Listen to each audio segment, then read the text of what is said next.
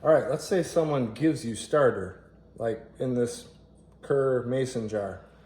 Let's see, first of all, how much is in there? Well, you need to get yourself a kitchen scale that can be zeroed out, measured in grams.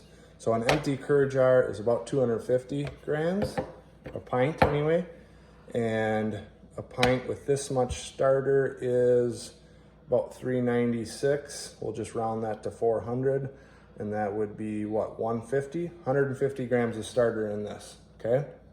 So what you need to do, we like to use wide mouth quart jars, okay? This allows you to have enough starter to basically, when you add your water and flour to feed it, that it'll rise so that it won't bubble up over if you start with around 150.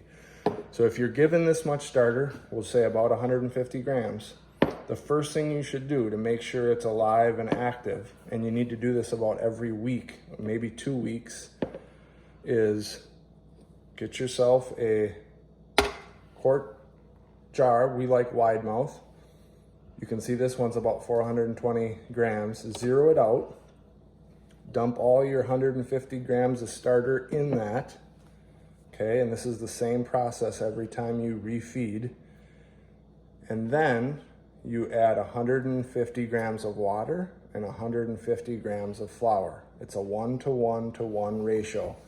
One part starter, 1 part water, 1 part flour, okay? And that needs to be done every week to 2 weeks. And when you're not using it, you put it in the fridge to keep it, okay? And after you mix the 1:1:1, you need to make sure to stir it up, okay? And keep it just at room temperature for 3 to 8 hours so that it becomes active. And then I've already got an active one here that I fed this morning. You can see when you kind of play with it a little bit, you can see it's definitely sticky and airy. And if you were to put this in water, it should float. And this is the starter that you're ready to make bread with. And this starter that may have been given to you needs to be refed. Like I said, every 1 to 2 weeks, kept in the fridge.